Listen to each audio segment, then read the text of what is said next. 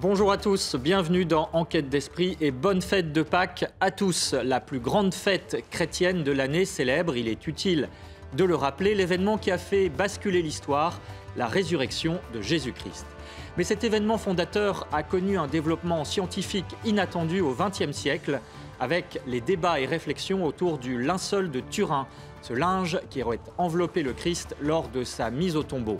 Témoin de la Passion, donc, le linceul, un des objets scientifiques les plus étudiés au monde, est-il donc aussi un témoin de la résurrection pour notre époque incrédule? Ce débat où la science fait face au mystère, nous allons en parler aujourd'hui avec Dominique Tassot. Il est docteur en philosophie, cofondateur du CIELT, le Centre international d'études sur le linceul de Turin, avec également Véronique Lévy, essayiste, avec Thierry Castex, ingénieur géophysicien, et bien sûr, Véronique Jacquier, journaliste, est avec nous pour cette émission qui est en partenariat avec l'hebdomadaire France Catholique. Tout de suite, les infos, Éloi Rochebrune.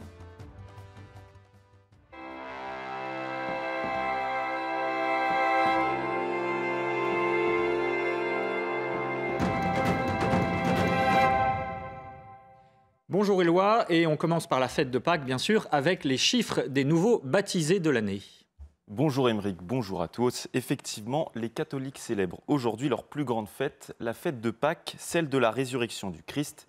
Et cette année, on compte plus d'un quart de baptisés adultes en plus par rapport à l'an dernier, soit 4278. C'est le résultat d'une enquête publiée cette semaine par les évêques de France. Ces catéchumènes, comme on les appelle, ont été instruits dans la foi chrétienne pour préparer leur entrée dans l'Église. Alors, qui sont ces nouveaux baptisés? Décryptage de Constantin de Vergennes, journaliste à France Catholique. Pour une grande majorité, ces nouveaux baptisés ont été élevés dans la tradition catholique, mais comme chaque année, il faut noter parmi ces nouveaux baptisés des personnes élevées dans la tradition musulmane. Un autre fait marquant, c'est la jeunesse de ces nouveaux baptisés, puisque les 3/4 ont moins de 40 ans et un tiers ont même entre 18 et 25 ans. Les diocèses s'accordent tous pour dire que ces nouveaux baptisés sont mus par une véritable soif spirituelle. On peut relever d'ailleurs qu'un quart des nouveaux baptisés n'ont pas de connaissance précise de la foi catholique, mais sont mus par une pratique spirituelle qui peut être aussi bien celle que d'aller se recueillir dans les églises, que d'allumer des cierges, ou bien évidemment que de lire la Bible. Les 2 ans de catéchuménat servent justement à la formation pour que ces nouveaux baptisés découvrent et apprennent la foi chrétienne. Mais tout l'enjeu pour l'Église sera de continuer la formation de ces nouveaux baptisés après leur baptême lors de la nuit de Pâques. Et alors, pourquoi avoir demandé le baptême? Lucille, 19 ans, étudiante baptisée hier lors de la vigile pascale dans une paroisse parisienne, a accepté de témoigner de sa foi. Entrer dans la grande famille des chrétiens a été cette année pour elle une nouvelle naissance. Moi, le parcours spirituel, ça a toujours été un petit peu compliqué parce que j'ai pas des parents pratiquants. Et donc, j'ai un peu construit mon rapport à la foi toute seule. Et aussi à travers ma grand-mère qui m'expliquait, par exemple, les symboles, la Vierge Marie, etc., etc. Avec un événement un petit peu traumatisant dans ma vie. J'ai senti vraiment une espèce de présence, comme une chaleur un peu, qui fait que je compare toujours ça à un peu une enveloppe qui nous soulage un peu de nos douleurs. Le baptême, là où il change une vie, on dit dans la religion que c'est en fait la renaissance un peu, après, d'être lavé du péché originel. Et quand on a vécu avec ça pendant plusieurs années, on est vraiment dans l'attente d'avoir une nouvelle naissance religieuse, en fait. À l'occasion des rencontres méditerranéennes organisées par le diocèse de Marseille du 18 au 24 septembre, le pape participera à un temps de prière à Notre-Dame de la Garde, la protectrice des Marseillais. Le souverain pontife donnera une grande messe ouverte au public, selon le diocèse de Marseille. Elle pourrait se tenir au stade Vélodrome, enceinte mythique de l'Olympique de Marseille. Et pour finir, la 3e édition du pèlerinage des pierres vivantes, organisée par des jeunes du diocèse de Paris pour la refondation spirituelle de Notre-Dame. 4 ans après l'incendie, le 15 avril 2019, des centaines de fidèles ont prié devant la cathédrale pour préparer leur cœur à la réouverture de la vieille dame. Reportage sur place, Olivier Gangloff et Mathilde Couvillère-Flornoy. Pour entrer dans la Semaine Sainte, des centaines de fidèles ont fait un pèlerinage dans les rues de Paris jusqu'à Notre-Dame. La Vierge Marie ouvre la marche, suivie par Saint Joseph et les pèlerins qui alternent entre chants et temps de recueillement pour le renouveau spirituel de la cathédrale, ravagée par un incendie il y a 4 ans. C'est une soirée qui nous a marqué vraiment. On a foncé à Notre-Dame. Ça a montré finalement à quel point les jeunes pouvaient s'unir. Autour d'un événement aussi dramatique malheureusement, mais pouvaient s'unir dans la prière. Cette procession de Notre-Dame, elle nous réunit dans la mère des églises sur le plan institutionnel et aussi sur le plan spirituel sous le manteau de Marie. C'est Marie la mère de tous les hommes. Il n'y a pas que des pierres comme Notre-Dame qui a fait un monument, mais que nous-mêmes, en fait, petits fidèles croyants de l'église, on est comme des pierres de l'église universelle et on ne veut pas être des pierres mortes. On vient ici pour se ressourcer, mais pour être vivant ailleurs. Sur le parvis, l'archevêque de Paris, Monseigneur Ulrich, et Monseigneur Ribado Dumas, recteur de Notre-Dame, ont accueilli les pèlerins. Ce qui rend cette espérance très grande, c'est que vous soyez là et que depuis le 15 avril 2019, vous ayez entretenu la prière qui avait commencé ce soir-là. La veillée s'est poursuivie avec un temps de louange et d'adoration. La cathédrale rouvrira au culte et aux visiteurs le 8 décembre 2024 pour l'Immaculée Conception. C'est la fin de votre journal. Aymeric, c'est à vous pour la suite d'Enquête d'Esprit. Merci Éloi Rochebrune. Le linceul de Turin ou Saint-Suaire est-il un témoin non seulement de la Passion, mais aussi de la résurrection de Pâques, qui est célébrée aujourd'hui dans l'Église? On en parle dans Enquête d'Esprit avec Véronique Lévy. Bonjour, merci d'être avec nous. Vous êtes essayiste d'origine juive, vous vous passionnez très jeune pour la figure du Christ, justement. Vous avez été baptisé dans la nuit de Pâques 2012 en présence de votre frère Bernard-Henri Lévy et vous racontez votre cheminement spirituel dans le livre « Montre-moi ton visage », publié au Cerf. Vous êtes également l'auteur de nombreux ouvrages de spiritualité, notamment « Jésus-Christ ou les robots », publié au Cerf, qui est une réflexion sur les rapports entre Dieu et la science actuelle. Vous nous en parlerez. Avec vous également Dominique Tassot, bonjour. Bonjour.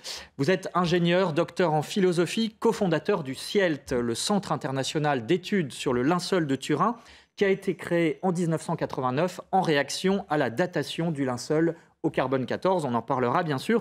Le CIELT, c'est une association de scientifiques de tous ordres, physiciens, chimistes, mathématiciens, médecins, mais aussi des archéologues, des historiens, des linguistes, des biblistes. Bref, tout pour expliquer ces rapports à propos du linceul entre la science et la foi qui vous passionnent. Avec nous également Thierry Castex, bonjour. Bonjour. Vous êtes géophysicien, vous avez travaillé sur l'imagerie sismique notamment et vous avez à votre actif 20 ans de recherche sur le linceul de Turin. Vous êtes l'auteur notamment de Études et révélations sur le linceul aux éditions Rassemblement à son image. Et puis avec nous Véronique Jacquier. Bonjour Véronique. Bonjour à tous. Vous nous parlerez de cette fameuse datation au carbone 14. Est-ce que est-ce qu'elle a été bâclée, On regardera dans sa méthode. Alors, dans l'évangile de Pâques, l'événement de la résurrection commence par un détail très précis et très surprenant. Les deux disciples, Jean et Pierre, arrivent au tombeau vide et Saint Jean voit que le linceul est resté là. Saint Pierre, lui, voit un autre linge qui avait entouré la tête du Christ, roulé à part à sa place. Et ensuite, Saint Jean, dans son évangile, dit « il vit et il crut ». Alors Thierry Castex, première question pour vous. Est-ce que finalement, la première chose vue à la résurrection, ce sont de simples linges, comme si finalement il fallait une preuve matérielle de la résurrection? Alors oui, la preuve, le mot preuve est un peu compliqué parce que les gens voient plutôt un signe sur le linceul de Turin. Pour les croyants, la preuve, c'est plutôt le témoignage des apôtres qui ont vu Jésus ressuscité et qui lui ont même parlé. On parle de 500 témoins d'ailleurs, qui auraient vu Jésus après sa mort.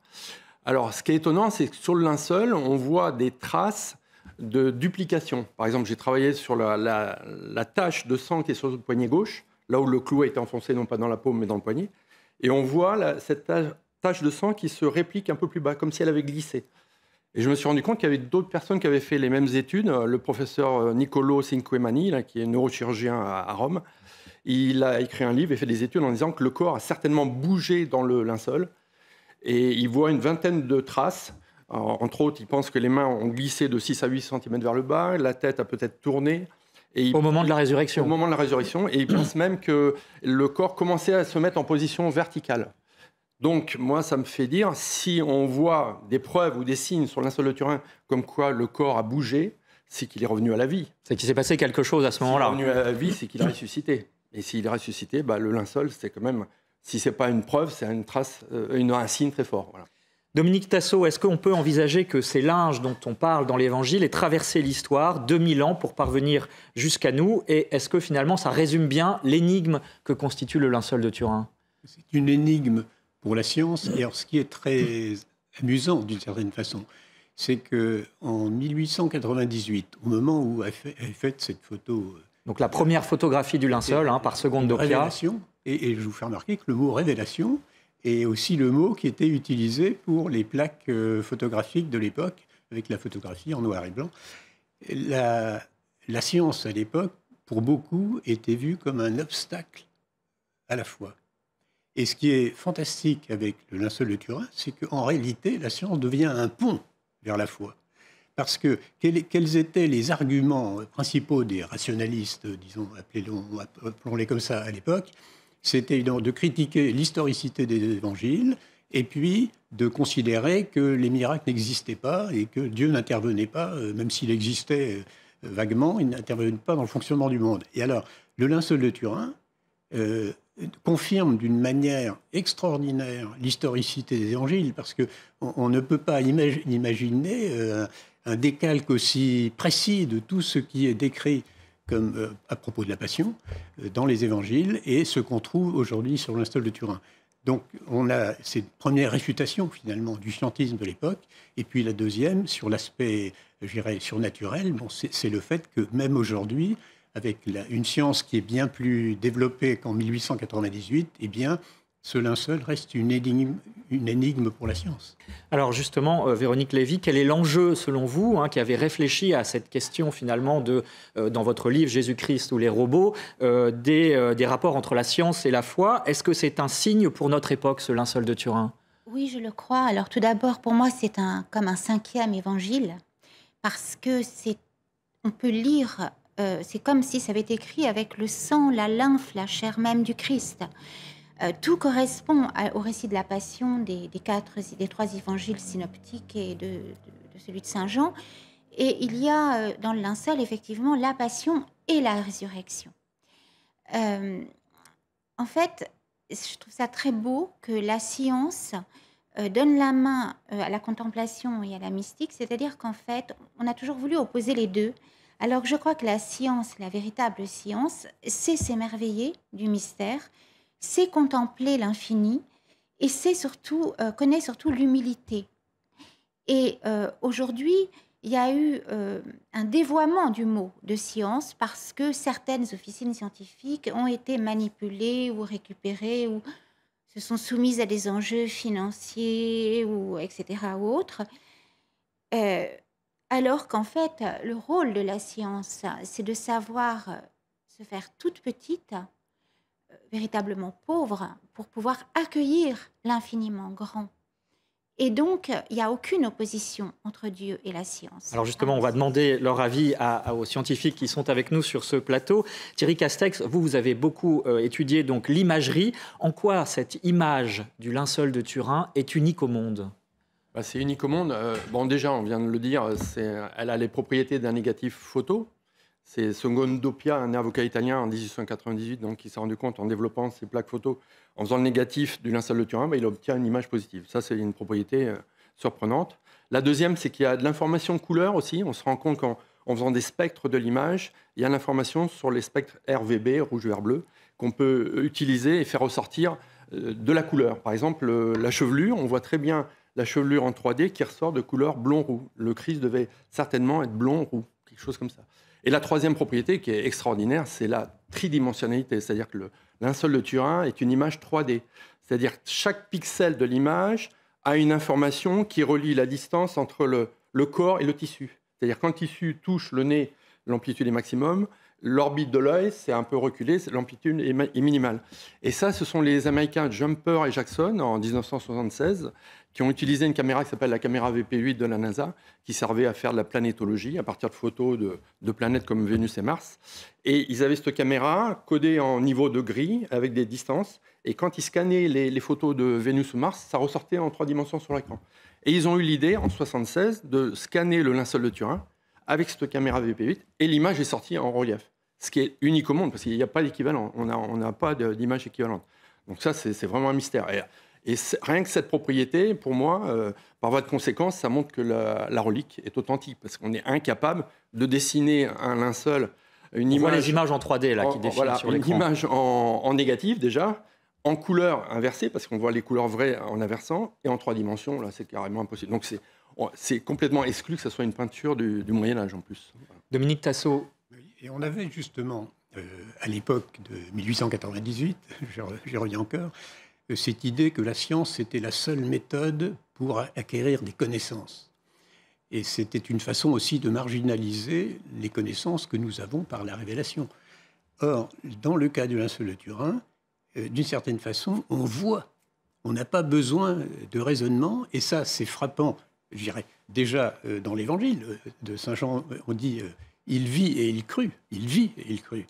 Et Segundo Pia, quand il a développé sa plaque, d'ailleurs, il dit qu'il a été tellement ému de ce qu'il voyait apparaître qu'il a failli la laisser tomber, ce qui aurait été évidemment dramatique. Mais c'est pour dire que le linceul demande à ce qu'on le regarde. Alors évidemment, maintenant, grâce à des gens comme Thierry Castex, on le regarde avec des outils extraordinaires. Mais rien ne remplace ce regard. Et Paul Claudel a une très bonne formule. Il dit, au fond, plus qu'une image, c'est une présence.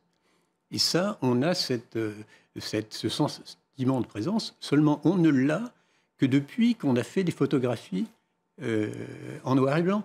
Parce que quand on regarde le linceul, le linceul en vrai, enfin, au moment des ascensions, quand on est tout près, on ne voit rien. Il faut être à 5-6 mètres pour voir quelque chose. Et évidemment, on n'a pas cette présence donnée par le relief, hein, comme la 3D, qui est sur le négatif. Donc là encore, on voit comment la science a contribué à renforcer la foi. Véronique Jacquier, juste avant la pub. Oui, alors justement, Thierry Castex, cette image en 3D, comment la science peut expliquer cette tridimensionnalité? Qu'est-ce qui s'est passé dans la nuit? Ou ne pas l'expliquer. Voilà. Alors, elle a encore du mal, on n'arrive pas à l'expliquer totalement. Il y avait 2 thèses qui s'opposaient un peu. Les premiers, ils pensaient que c'était une réaction chimique des vapeurs ammoniacales du corps avec les aromates qu'ils avaient mis dans le tissu, la myrrhe et l'aloès. Ça aurait fait une réaction chimique. Donc ça, c'était la thèse de Paul Vignon en 1902, qu'il avait appelé la vaporographie, les vapeurs du corps auraient réagi sur le tissu. Et puis finalement, il a abandonné cette thèse parce que ça n'expliquait pas les autres propriétés du linceul. Et l'autre thèse, c'est le rayonnement. De plus en plus de scientifiques sont convaincus que l'image est faite par rayonnement depuis le corps. C'est le corps qui a émis des rayons. Comme un flash ? Comme un flash. Alors on ne sait pas si c'est un rayonnement électromagnétique, si c'est un rayonnement de protons et de neutrons. Mais forcément un rayonnement ultra puissant. Mais ultra puissant, parce que... Alors, puissant. Le biophysicien et père Jean-Baptiste Rinaudot avait fait une expérience. Il avait bombardé un tissu de lin avec des protons et des neutrons avec 1 mégaélectronvolt, donc c'est une puissance très très forte. Et il s'est rendu compte que finalement les protons roussissaient l'image, comme la même teinte qu'on voit sur le linceul, et les neutrons la rajeunissaient. Et en plus, avec la quantité de protons et neutrons qui correspond à un corps, si on bombarde le tissu de linceul, ça rajeunit de 1200 ans. Curieux, parce que la datation de carbone 14 donne 1260-1390. Et la chose la plus étonnante aussi, quand on regarde de près, si on imagine que cette image est faite par rayonnement, on pense que le rayonnement s'est fait quand le corps était en position verticale, en apesanteur, et qui s'était projeté sur un tissu tendu. Comme si, mais on ne sait pas exactement comment, mais comme si. Et le rayonnement, il faut qu'il ait des propriétés particulières, il faut qu'il soit orthogonal, c'est-à-dire qu'il parte perpendiculairement au corps, qu'il soit unidirectionnel, parce que si les rayons partent dans tous les sens, l'image est complètement floue, et qu'il soit isotrope, ça veut dire à peu près homogène partout. Alors ça, ces conditions, ça montre que c'est quand même compliqué. Donc on n'a pas l'explication encore finale, mais on pense que c'est certainement par rayonnement. Alors, on va se retrouver après quelques instants de publicité pour évoquer notamment la question de la datation au carbone 14 qui a fait couler beaucoup d'encre et qui reste peut-être encore aujourd'hui un obstacle à l'authenticité. Mais est-ce que cette thèse tient encore la route? On en parle, vous restez avec nous. De retour dans Enquête d'Esprit, nous parlons du linceul de Turin. Est-il un témoin de la résurrection de Pâques que nous fêtons aujourd'hui dans l'Église? Et peut-on encore croire qu'il date du Moyen-Âge, ce fameux linceul? La thèse tient-elle encore la route? La thèse du carbone 14, bien sûr, on va en parler dans un instant. Nous sommes en compagnie de Dominique Tassot. Il est cofondateur du CIELT, le Centre international d'études sur le linceul de Turin. Également de Véronique Lévy, essayiste, de Thierry Castex, géophysicien spécialiste de l'image, et de Véronique Jacquier, bien sûr, journaliste. Alors, cet objet scientifique qu'est le linceul a toujours suscité beaucoup de contestations, depuis en tout cas cette fameuse photographie de la fin du 19e siècle. Et en 1988, plus proche de nous, un coup de massue provoqué par l'analyse au radiocarbone qui le date du 13e ou 14e siècle. Véronique, racontez-nous ce coup de tonnerre qu'a été cette datation et surtout qui pose un certain nombre de questions sur sa méthode. Oui, on ne va pas s'arrêter en tant que tel sur l'utilisation de la datation au carbone 14. Il y a des spécialistes sur le plateau, donc vous pourrez en dire un mot. Moi, je vais m'arrêter sur la façon sur la méthode qui a été utilisée pour rendre compte de cette datation au carbone 14 et donc pour dire que le linceul datait du Moyen-Âge. Pourquoi y a-t-il eu polémique? Bon, alors il faut savoir qu'en 1986, on adopte un accord et un protocole très très sérieux puisque ça faisait longtemps qu'on voulait expertiser le suaire au carbone 14. Une spécialiste des tissus... Alors le protocole disait que, voilà ce qui était prévu, je vous dis ce qui était prévu. Une spécialiste des tissus anciens devait prélever 7 échantillons de 40 mg qui devaient être remis à 7 laboratoires, des échantillons du sensuaire qui devaient donc être mélangés à des échantillons de tissus anonymes. L'essai devait se dérouler à l'aveugle, les laboratoires ne devaient pas pouvoir identifier évidemment les échantillons qui venaient du linceul, et les laboratoires devaient travailler sans communiquer entre eux. Tout ça nous paraît logique. Leurs résultats, souples cachetés, devaient être ouverts par 3 organismes contrôleurs, l'archevêché de Turin, l'Académie pontificale des sciences et le British Museum. Et là, qu'est-ce qui se passe? 1 an plus tard, en 1987, le cardinal Casaroli, qui est le secrétaire d'État du Vatican, modifie le protocole. Coup de théâtre, on élimine 4 laboratoires sur 7. La spécialiste des tissus anciens, et le contrôle revient au seul British Museum. L'Académie pontificale des sciences est écartée. Quant au déroulement de l'essai, le 21 avril 1988, alors rien ne se passe comme prévu. Aucun procès-verbal ne rend compte de l'opération de prélèvement des échantillons du linceul. Maintenant, ça nous paraît complètement surréaliste. Les représentants des laboratoires retenus, les 3 laboratoires retenus, Zurich, Tucson et Oxford, assistent à l'essai. Donc, il n'y a plus de tests à l'aveugle.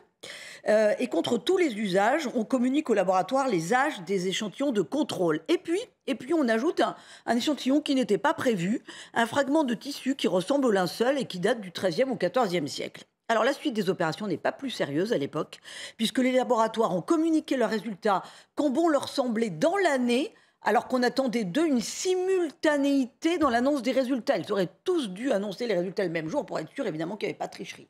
Et puis le 14 octobre 1988, le British Museum et le laboratoire d'Oxford tiennent une conférence de presse pour dire que le suaire date entre 1260 et 1390. Et là non plus, ils ne communiquent absolument pas sur leur méthode, sur le matériel utilisé, sur les résultats bruts de chaque étape. Rien n'est écrit noir sur blanc pour dire la façon dont ils s'y sont pris. Alors à l'époque, finalement, le plus surprenant, ça a été la mainmise du British Museum sur les résultats. L'archevêché de Turin, en affichant une pseudo-neutralité, peut-on dire, a sans doute laissé la place à une forme de manipulation. Dominique Tassot, comment expliquer cette procédure bâclée et est-ce que vous allez jusqu'à parler de manipulation?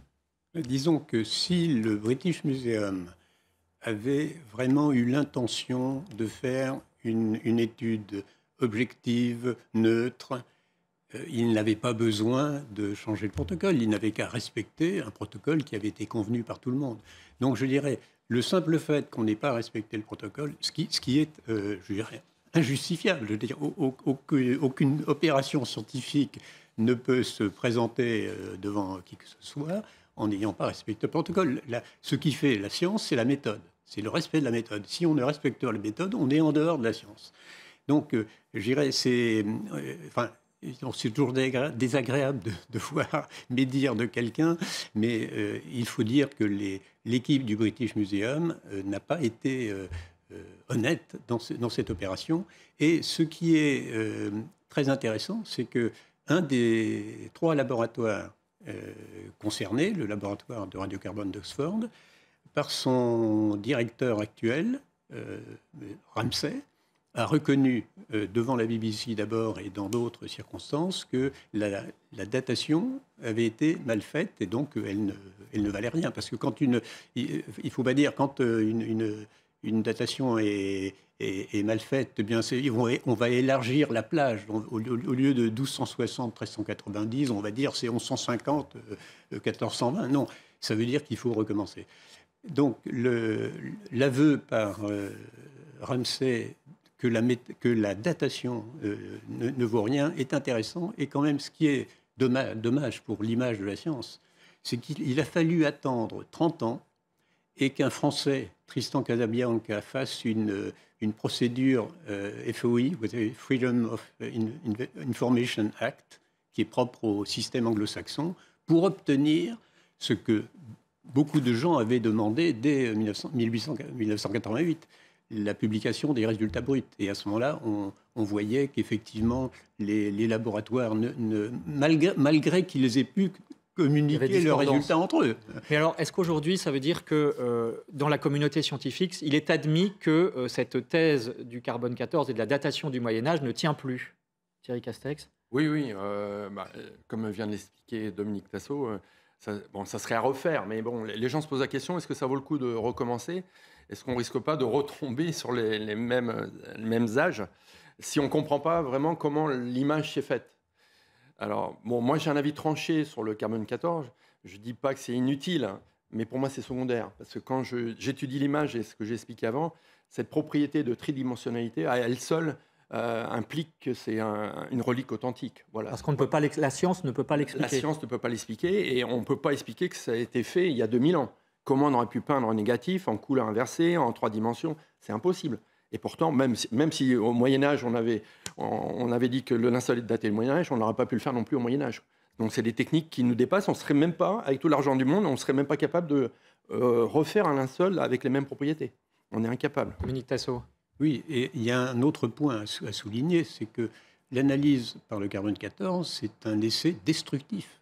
C'est-à-dire on détruit une partie de la relique. Alors, est-ce qu'on a le droit, à une époque où justement de plus en plus la science expérimentale progresse, et on le voit très bien en médecine, arrive à des techniques non intrusives qui respectent l'organisme, est-ce qu'on a le droit, compte tenu de ce qu'on sait de cette relique exceptionnelle, est-ce qu'on a le droit de détruire même 1 centimètre carré de cette relique?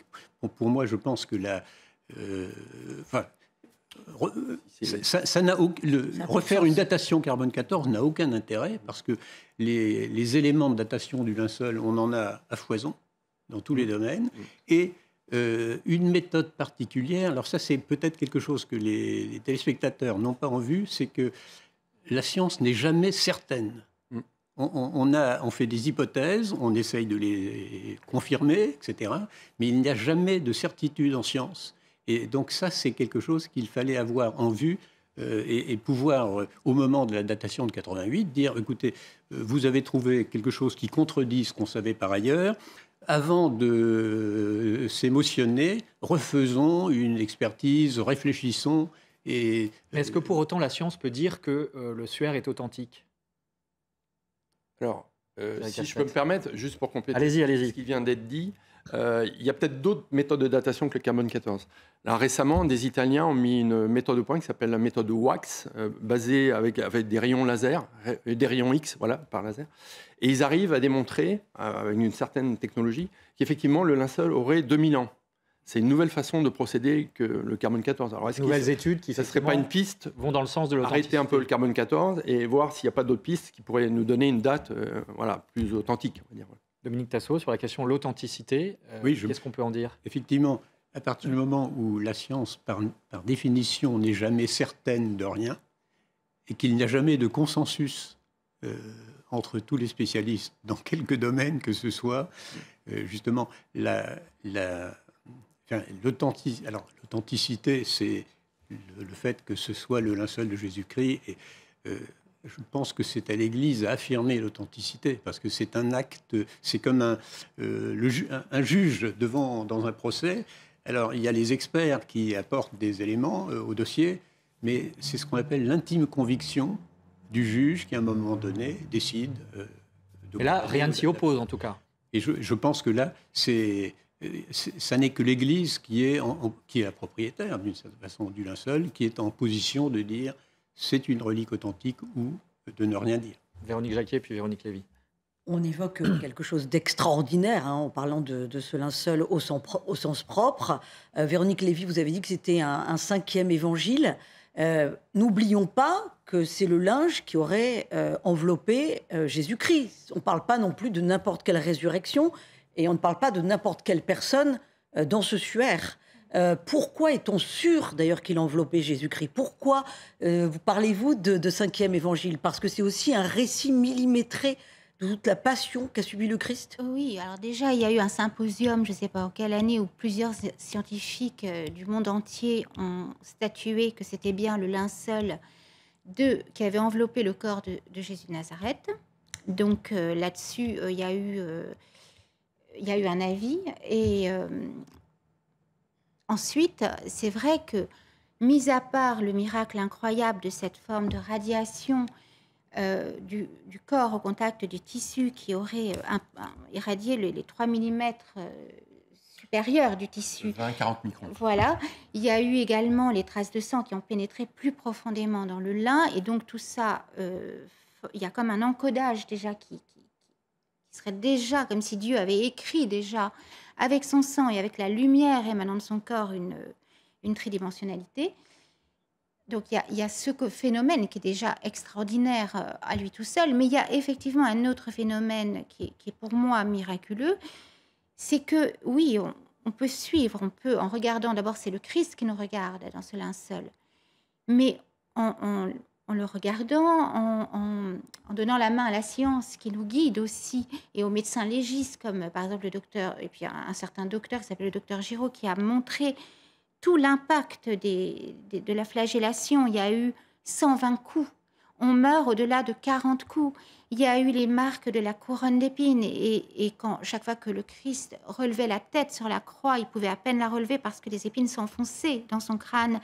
Et donc, il est mort par asphyxie. Enfin, quand on commence à l'aide, je dis bien, parce que la science aujourd'hui, non seulement ne s'oppose pas à la foi, mais je dirais même éclaire d'une certaine manière, c'est ça qui est merveilleux, dans une unité, les évangiles, on se rend compte qu'il y a une coïncidence totale entre le récit de la passion, préfiguré déjà d'ailleurs par le prophète Isaïe qui parle... Mais est-ce que c'est vrai aussi, pardon de vous interrompre, est-ce que c'est vrai aussi pour la résurrection qui nous occupe ici aujourd'hui, puisque c'est la fête de Pâques?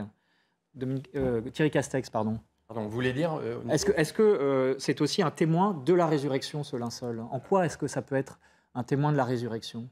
Disons, ce que je disais au début, on se pose la question si c'est un témoin, une preuve, un signe, une trace. Bien sûr, alors quand le lendemain, Pierre et Jean sont venus au tombeau, ils ont vu que le linceul s'était affaissé, mais il n'était pas parti. D'ailleurs, on pourrait se poser la question, si on n'avait pas trouvé le linceul, est-ce qu'on aurait parlé de résurrection? Parce qu'on aurait dit, les disciples de Jésus sont venus prendre le corps, on n'a pas vu de tissu par terre. On pourrait se poser la question. Après, ce qu'on disait, c'est le témoignage des apôtres aussi qui a valeur pour les croyants, les chrétiens, comme preuve de la résurrection. Mais sur le linceul, comme je disais, à part des traces comme quoi il a bougé dans le linceul, c'est les seules explications qu'on a de la résurrection. Et ça veut dire qu'en fait, il y a deux hypothèses. Soit une hypothèse naturelle, le corps se serait évanoui, ou soit une hypothèse surnaturelle. Mais on ne peut pas sortir de cette dichotomie, Dominique Tasseau. Oui, alors c'est vraiment le témoin de la résurrection, et l'expression est de saint Cyril de Jérusalem, donc 4e siècle après Jésus-Christ, qui était évêque de Jérusalem. Et on en a, pour moi, une preuve absolue, qui se voit, qui est l'image du Christ. Parce que vous avez un homme qui a souffert comme personne n'a jamais souffert, et cette image, c'est une image enfin, où on voit la sérénité, où on voit... Donc on sent que celui qui a ce visage est déjà de l'autre côté. Et c'est en ce sens qu'il y a un message particulier et qui convient particulièrement à Pâques, c'est que justement, le message du Christ, c'est que par la passion, par la souffrance, eh bien, on arrive au salut. Et il le démontre par lui-même, et on le voit dans le linceul, entre autres, je crois, par ce visage qui exprime beaucoup mieux que des démonstrations scientifiques que eh bien, la souffrance acceptée conduit à autre chose. Alors on va parler de ce visage, je voudrais juste qu'on regarde cette citation de Yves Delage, qui est un zoologiste et agnostique, qui affirmait dans une lettre en 1902, après l'étude du linceul, « Si ce n'est pas le Christ, c'est donc quelques criminels de droit commun. Comment concilier cela avec l'expression admirable de noblesse que vous lisez sur cette figure ?» Ça rejoint effectivement exactement ce que vous disiez. Véronique Jacquier. Oui, justement, je trouve que c'est très interpellant, cette paix qui émane de ce visage. Comment vous le contemplez, vous, Véronique Lévy? Qu'est-ce qu'il vous dit, ce visage de ressuscité, justement? Quel message il a à dire pour notre monde aujourd'hui? Il nous dit « J'ai vaincu la mort et ma passion, ça n'est pas un dolorisme, ça n'est pas moi. Je ne me suis pas dérobée à ceux qui arrachaient ma barbe, mais par amour. » Et je crois que ce que nous dit ce visage, c'est que il est déjà dans la paix béatifique, il est déjà dans la vision béatifique de l'éternité.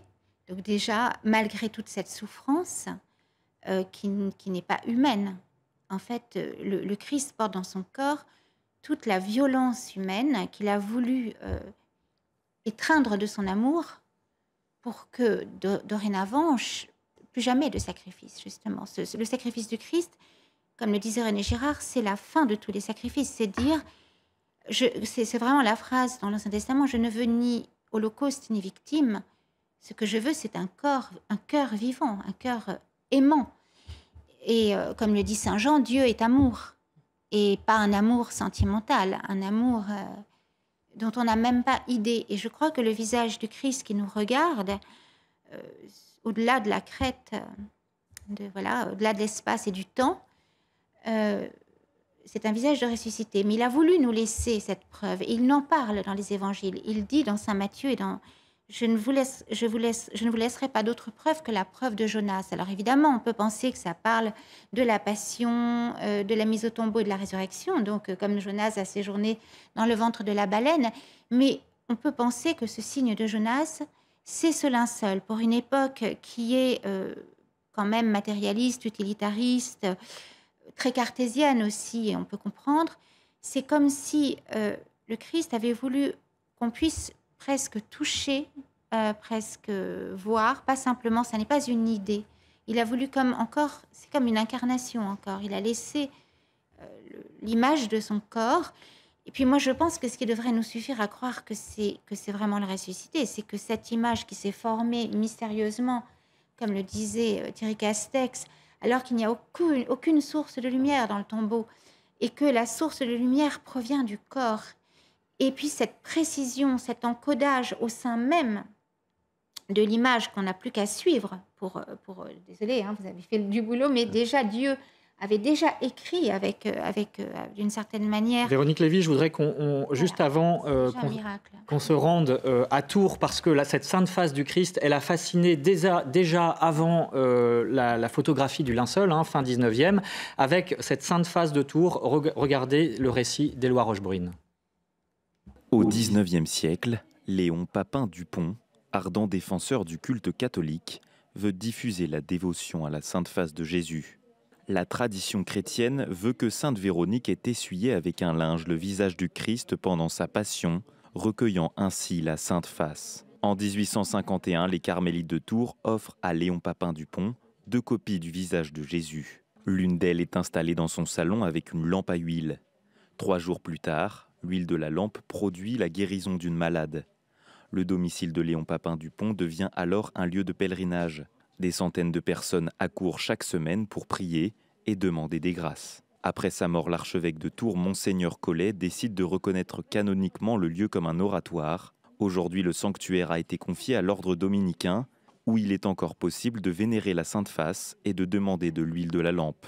Les religieux en expédient dans le monde entier par voie postale. Léon Papin-Dupont a lui été reconnu vénérable par Saint Jean-Paul II en 1983.